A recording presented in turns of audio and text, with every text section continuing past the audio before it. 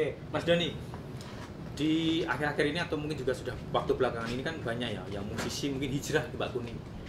Istilahnya hijrah ya. Jadi misalkan pemain band kemudian sekarang menjadi pendakwah, menjadi dai gitu. Yeah. Nah, apakah ini juga berlaku ke jenengan? Mas Doni menganggap ini juga sebuah hijrah atau enggak? Saya nggak ngerti ya apakah ini hijrah apa enggak ya. Tapi yang saya rasakan adalah ini adalah perubahan terbesar dalam hidup saya. Perubahan terbesar. Perubahan terbesar maksudnya perubahan ke hal yang lebih baik ya. Kalau ini mau dinamakan hijrah ya monggo. Kalau ini mau dinamakan tobat ya monggo. Tapi yang jelas ini perubahan yang sangat besar buat saya.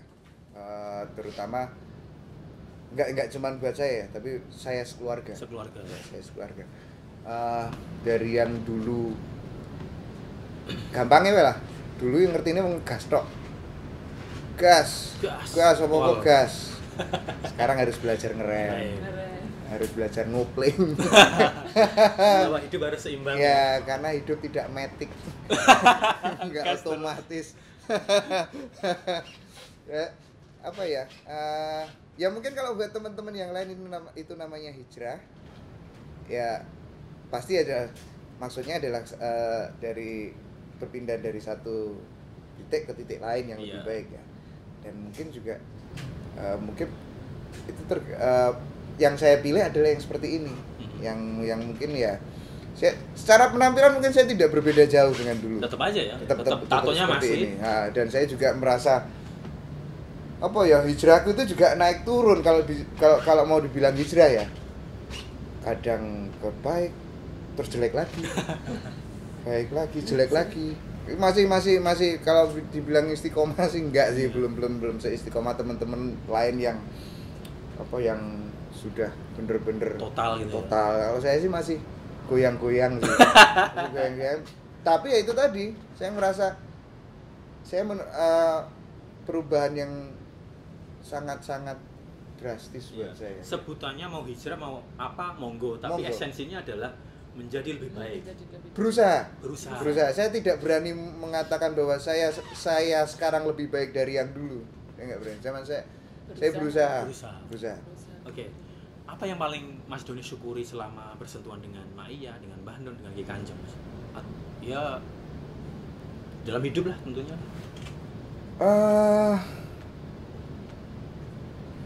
Apa ya? Ya yang paling saya syukuri adalah belajar bersyukur. Lebih bersyukuri. Bahwa segala sesuatu itu memang sudah ada yang ngatur, bahwa segala sesuatu itu sudah ada yang apa ya? Memperjalankan.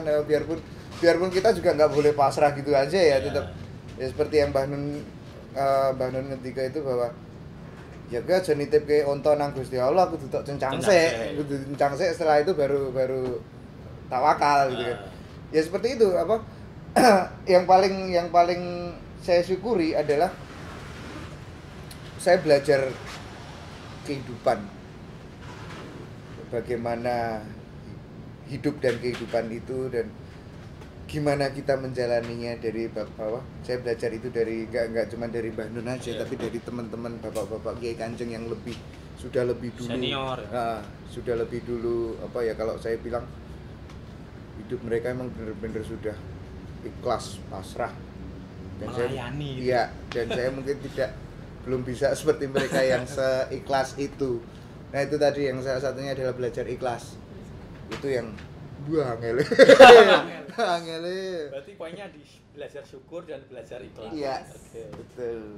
Mas Doni, biar agak santai atau relax kita main game kecil ya. Ya, boleh. Saya punya pertanyaan, nanti Mbak Kuni bisa bantu. Boleh. Saya punya 2 opsi pilihan, nanti Mas Doni jawab cepat. Boleh kasih alasan atau boleh klarifikasi kalau nggak pas. Ya. Saya jawabnya apa ini? Pilih salah satu dari dua opsi pilihan yang saya tawarkan. Pertama, Seventeen atau Kiai Kanjeng? Kiai Kanjeng. Alasannya? Peristirahatan terakhir. Peristirahatan terakhir. Rumah terakhir saya.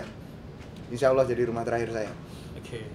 Mantep banget ini ya. Langsung. Oke. Kedua, toilet jongkok atau toilet duduk? Duduk. Karena karena bisa lama bikin lagu di situ. Setiap proses kreatif harus jongkok dulu. Oke, ketiga Mas Doni. Cobalah atau CKP? Cobalah. Why? Itu energi yang meledak-ledak. Wise. Ya. Menjadi anu ya. Oh, spirit Dan utama itu, ya. Dan momentum maksudnya gini. Saya untuk mengulangi bikin lagu seperti Cobalah itu udah nggak bisa saya. Sudah tidak bisa dan itu tidak bisa. Dan ya itu momentum. Udah nggak bisa di. Dan momentum itu mahal. Ya, betul. Tidak ternilai. Oke, terakhir. Es cendol atau es nanas? Es nanas.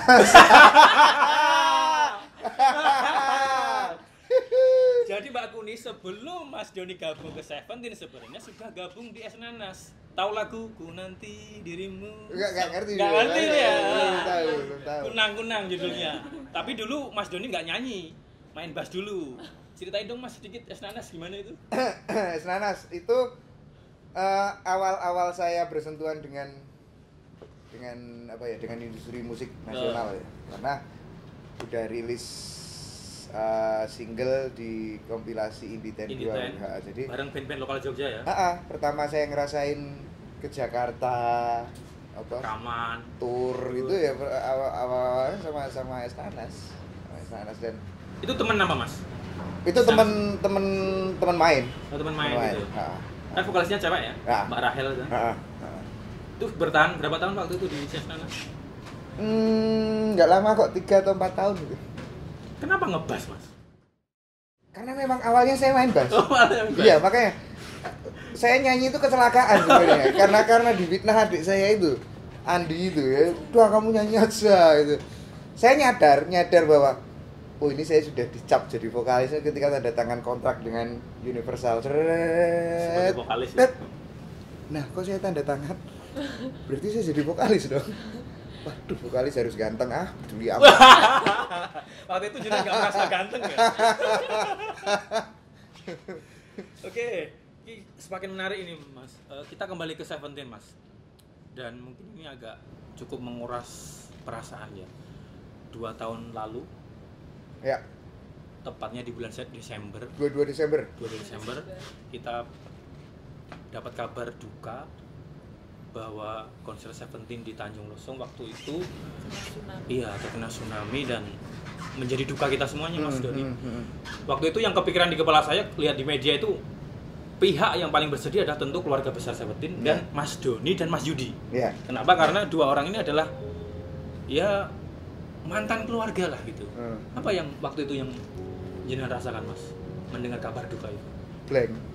Blank saya nggak bisa mikir apa-apa karena di situ di luar maksudnya gini, Seventeen memang keluarga besar saya, tapi di situ ada 3 orang keluarga inti saya.